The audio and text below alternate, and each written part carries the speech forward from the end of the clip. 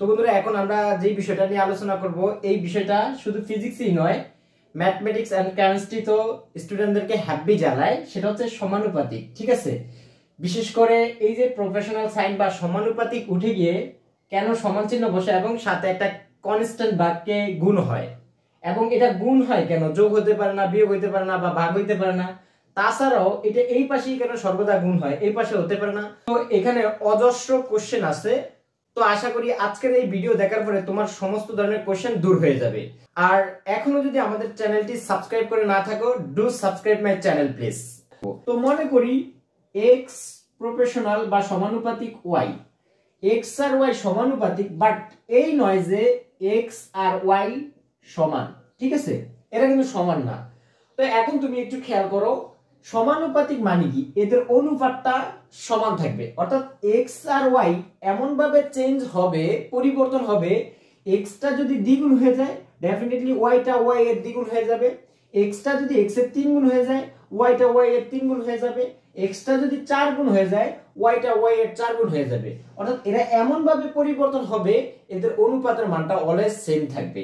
যেমন দেখো এক্স অনুপাত ওয়াই, এদের মনে করো অনুপাতের মানটা আমরা ধরে নিলাম কে, বা এটাকে সুন্দরভাবে সাজানো যায় x by y equals to k. অনুপাতটা একটা ভগ্নাংশ আর এইভাবে সাজানো যায়।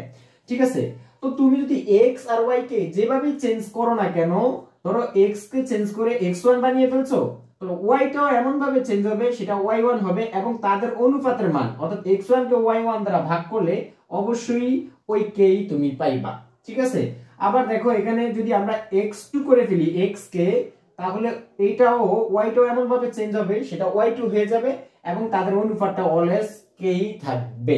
তো এখান থেকে পুরোপুরি ক্লিয়ার বোঝা যাচ্ছে না, আসো আমরা সংখ্যা নিয়ে একটু আলোচনা করি। ধরো x এর মান হচ্ছে 10 আর y এর মান হচ্ছে যা তোমার মনে করো 4 বা 2, তাহলে y হচ্ছে আমরা ধরে নিলাম 2। ঠিক আছে, এখন নরমালি তাদের অনুপাতের মানটা চিন্তা করো কত আসতেছে, 10/2, অর্থাৎ এটা হচ্ছে x এর মান, এটা হচ্ছে y এর মান, কত আসতেছে 5। তাহলে মনে করো এবার দেখো 10 চেঞ্জ হয়ে 20 হয়ে গেছে, তাহলে 2 এমন ভাবে চেঞ্জ হবে যাতে অনুপাত সেম থাকে। তাহলে এই দেখো 20 10 এর কত গুণ, দ্বিগুণ, তাহলে 2 2 এর কত গুণ হয়ে যাবে, ডেফিনেটলি 4 গুণ হয়ে যাবে। বলছি না এটা দ্বিগুণ হলে এইটাও এইটার দ্বিগুণ হয়ে যাবে। তাহলে এখানে তুমি খেয়াল করো, এখানে যদি অনুপাত নাও 20 কে 4 দ্বারা ভাগ করো, দেখো তাও কত আসে, 4 5 20। দেখো অনুপাতের মানটা কিন্তু বেশি আসতেছে। এটাকে যদি তুমি 50 করে ফেলো, 50 সমানুপাত, আর এইটা দেখো কত গুণ হয়ে যাবে, যেহেতু 10 এর 5 গুণ 50, তাহলে এইটা অবশ্যই এটার 5 গুণ হয়ে যাবে, তাহলে এটার 5 গুণ হচ্ছে 10। এখন তুমি এখানে অনুপাত নাও, 50 কে 10 দ্বারা ভাগ করো, ডেফিনেটলি তুমি 5ই পাইবা। দেখো x আর y এর মানগুলা চেঞ্জ হচ্ছে, এদেরকে আমরা বলি চলক, আর যারা পরিবর্তন হচ্ছে না তাদেরকে বলি কনস্ট্যান্ট বা ধ্রুবক। সেই ধ্রুবকটাকে এই যে 5, বারবার অনুপাতের মানটা 5 থাকতেছে, এটা কি নরমালি আমরা কে ধরতেছি। এবং কেন দেখো এখানে তো আমরা বলছি সমানুপাত, তাহলে তারা এমন ভাবে চেঞ্জ হবে x আর y, তাদের অনুপাতের মানটা সেম থাকতে হবে। এখন প্রশ্ন হলো কেন আমরা কেটা ওই পাশে গুণ করি, এই পাশে গুণ করি না কেন, আর সমানুপাতিক চিহ্ন উঠে কেন সমান চিহ্ন আসে, সেই বিষয়টা এখন ক্লিয়ার করার একটু ট্রাই করি। আসো এই যে এক্সাম্পলটা আমরা চুজ করি, এই এক্সাম্পলটা দেখে দেখার একটু ট্রাই করি। এখান থেকে আমরা যদি লিখি 10, এই সমানুপাতিক চিহ্ন উঠে দিলাম, উঠে দিয়ে লিখলাম সমান, হ্যাঁ, তারপরে আমরা লিখলাম 2। এখন তুমি একটু খেয়াল করো, এই 10 কি 2 এর কখনো সমান হতে পারে? হতে পারে না, তাহলে তো কিয়ামত হয়ে যেত। ঠিক আছে, আচ্ছা দেখো এখানে, তাহলে এটাকে যদি আমি সমান করতে চাই, ডেফিনেটলি এর সাথে কিছু একটা সংখ্যা গুণ করতে হবে। তাহলে মনে করো আমি এটার সাথে কি গুণ করলাম, 5 গুণ করলাম। তাহলে 5 গুণ করলে দেখো 5 দ্বিগুণে কত হলো, 10 হলো, তার মানে সমান হয়ে গেছে। আসো আমরা এই ইকুয়েশনটা একটু দেখি, এই ইকুয়েশনটার দিকে যদি একটু দেখি, সরি এখানে না, আমরা এখানে দেখি। ঠিক আছে, এখানে আমরা 20 লিখলাম, এই সমানুপাতিক চিহ্ন উঠে দিয়ে সমান লিখলাম, তারপরে এই পাশে আছে 4। দেখো তাহলে এখানে যদি 20 এর 4 কে সমান করতে হয়, তাহলে এর সাথেও কিছু একটা সংখ্যা গুণ করতে হবে। কত গুণ করতে হবে, ডেফিনেটলি 5 গুণ করতে হবে। দেখো 4 5 এ 20। আবার যদি আমরা এই এখানে একটু তাকাই, তাহলে দেখো এখানে আমরা 50 লিখলাম, এই সমানুপাতিক চিহ্ন উঠে দিয়ে সমান লিখলাম, দেন এই 10 লিখলাম। তাহলে দেখো 50 তো 10 এর সমান না, তাহলে এর সাথে কিছু একটা সংখ্যা গুণ করতে হবে। তাহলে 5 গুণ করলে কত হয় 50। তুমি দেখছো যতবার আমি গুণ করছি সমান করার জন্য সর্বদা কি গুণ করছি, এক্স্যাক্টলি 5 গুণ করছি। দ্যাটস ওয়াই যে ফিক্সড মানটা সর্বদা গুণ করা আমাদের লাগতেছে। এই জন্যই আমরা নরমালি যখন সমান করতে যাই, ঠিক আছে, সমানুপাতিক উঠে সমান করতে যাই, তখন একটা মান দ্বারা, নির্দিষ্ট একটা মান বা ফিক্সড একটা মান দ্বারা আমাদেরকে কি করতে হয়, গুণ করে দিতে হয়। সেটা কি আমরা কে ধরি, ঠিক আছে। এখন প্রশ্ন হলো এই পাশে কি যাইতে পারি কিনা।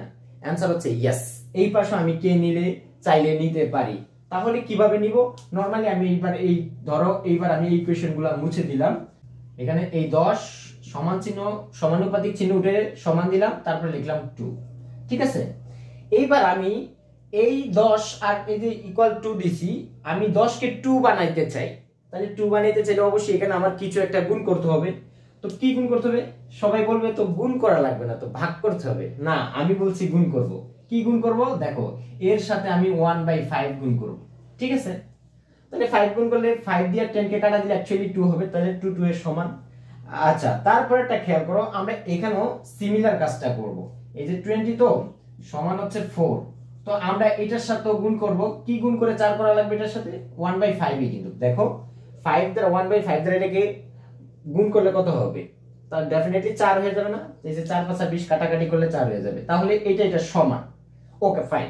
এখানে আমরা দেখি এই 50 তো, তাহলে আচ্ছা আমরা একটু দূরে লিখি, 50 ইকুয়ালস আচ্ছা 10।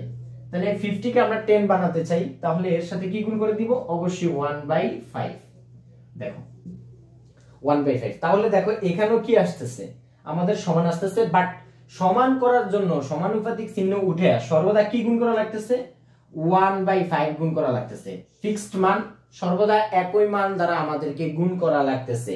দ্যাটস এই ক্ষেত্রে দেখছো আমরা যদি কেটা এই পাশে না নিই এই পাশে নেই তাও নিতে পারবো, তবে আগেরটা যদি ওই পাশে নেওয়াটাকে আমরা কে ধরি, ডেফিনেটলি এইটাকে আর কে ধরবো না, এইটাকে আমরা ধরতে পারি কে প্রাইম, ঠিক আছে। এবং কে প্রাইম আর কে সম্পর্কটা কিরকম তুমি দেখো, কেটা পাইছি 5 আর কে প্রাইমটা পাইছি কত 1/5, এবং এরা পরস্পর কেমন, গুণাত্মক বিপরীত। গুণাত্মক বিপরীত মানে কি, দুইটা সংখ্যার গুণফল যদি 1 হয়, একটাকে আরেকটার কি বলি, গুণাত্মক বিপরীত বলি। তার মানে কে প্রাইম আর কে প্রাইম পরস্পর কি, কে ইনটু কে প্রাইম সমান 1, অর্থাৎ এরকমও লেখা যায় কে ইকুয়ালস টু 1/k প্রাইম, ঠিক আছে। এইভাবে আমরা এটাকে লিখতে পারি। অর্থাৎ এই পাশে যেই সংখ্যা দিয়ে গুণ করবা, এই পাশে কিন্তু তার উল্টো মান দ্বারা গুণ করা লাগে, ঠিক আছে। এই জন্যই আমরা চাইলে এই কেটা এই পাশেও নিতে পারি, এই পাশেও নিতে পারি। বাট এইখানে কে এর যেই মান আসবে, এখানে কিন্তু কে এর সেই মান আসবে না, এখানে আসবে অন্য একটা মান, ঠিক আছে। তো আশা করি তোমরা বুঝতে পারছো কেন আমরা সমানুপাতিক সাইন উঠিয়ে একটা সমান চিহ্ন দেই এবং সাথে একটা কনস্ট্যান্ট দ্বারা গুণ করে দেই। এই পাশেও গুণ করতে পারি, চাইলে এই পাশেও গুণ করতে পারি, তবে এই পাশে গুণ করলে যেই ভ্যালু আসবে, এই পাশে গুণ করলে সেই ভ্যালু আসবে না। অর্থাৎ এই পাশে কে এর মান যা আসবে, এই পাশে কে এর অন্য মান আসবে। তবে কে চাইলে আমি দুই পাশেই নিতে পারি, এবং দেখো সেগুলা কিন্তু অবশ্যই গুণ আকারে আসতেছে, এই জন্য আমরা গুণ আকারে লিখি, ঠিক আছে।